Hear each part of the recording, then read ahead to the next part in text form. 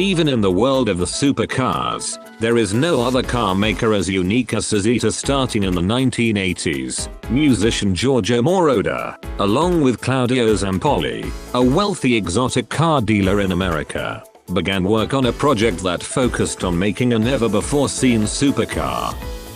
The name Cizeta was formed from the initials of Zampolli.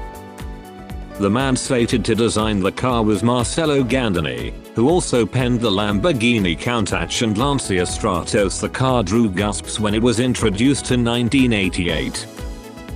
The Cizeta V16T's name is based on its engine, a 16-cylinder V-shaped powerplant that was horizontally mounted behind the cockpit. The engine was actually two Lamborghini Uracco V8s coupled together, combined yielding a displacement of 6.0 liters. Producing 560 HP. This allowed the wedge-shaped car to reach a top speed of 203 miles per hour. Thanks to its exceptional aerodynamic shape and its low curb weight, it was reputed to reach 60 miles per hour in about 4 seconds, while still providing its occupant with a high level of luxury.